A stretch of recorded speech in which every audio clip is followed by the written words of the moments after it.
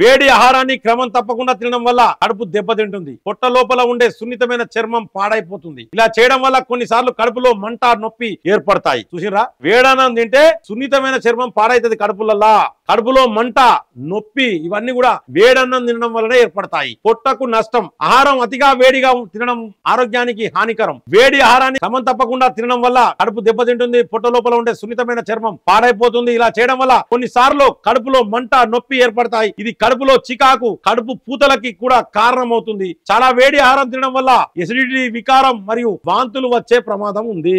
ఇది వాస్తవమే కావచ్చు. మా ఫ్రెండ్ కి అప్పుడప్పుడు వాంతులు వస్తాయి. నాలిక కాలిపోతుంది. కొన్నిసార్లు ప్రజలు వేడి ఆహారం తినే ప్రక్రియలో నాలికను కాల్చుకుంటారు. ఇలా చేయడం వల్ల నోటి లోపల చాలా సమస్యలు వస్తాయి. ఆహారం తీసుకోవడంలో ఇబ్బంది పడాల్సి వస్తుంది. ఇలా పొరపాటున జరిగిన కాలిన ప్రాంతం నయం కావాలంటే చాలా రోజులు పడుతుంది. అప్పుడు చల్లని ఆహారాన్ని మాత్రమే తీసుకోవాల్సి ఉంటుంది. నాలిక కాలే అవకాశం ఉంటుంది. దంతాలకు కూడా నష్టమట. అలా వేడి ఆహారాన్ని తీసుకోవడం వల్ల దంతాలలో ఉండే ఎనామిల్ పగుళ్లు వచ్చే అవకాశాలు ఉన్నాయి. దీనివల్ల దంతాల ఆరోగ్యం పాడవుతుంది. దీంతో పాటు దంతాల అందంపై కూడా చెడు ప్రభావం పడుతుంది. అంటే వేడి ఆహారం తినడం వల్ల దంతాలు కూడా పాడైతాయి. దంతాలకు నష్టం. గొంతు మంట. వేడి ఆహారాన్ని తినడం వల్ల గొంతుకు చాలా నష్టం జరుగుతుంది. దీని కారణంగా గొంతు లోపల నుంచి కాలిపోతుంది, వాపు వస్తుంది. ఈ సమస్యను అనేక హోమ్ రెమెడీస్ తో తగ్గించుకోవచ్చు. కానీ ఒక్కసారి పెద్దగా మారినప్పుడు వైద్యుని సలహా తీసుకోవడం ఖచ్చితంగా అవసరం. దీని ప్రభావం చాలా రోజులు ఉంటుంది. కొన్నిసార్లు చాలా వేడి ఆహారం తినడం వల్ల గొంతులో వాపు వస్తుంది మరియు పేగులు కూడా దెబ్బతింటాయి. పేగులు కూడా దెబ్బతినే అవకాశం, గొంతు వాపొచ్చే అవకాశం కూడా ఉన్నది. కాబట్టి వేడి ఆహారం తినద్దు. అట్లని ఫ్రిడ్జ్లలో పెట్టిన చల్లరిది కూడా తినద్దు.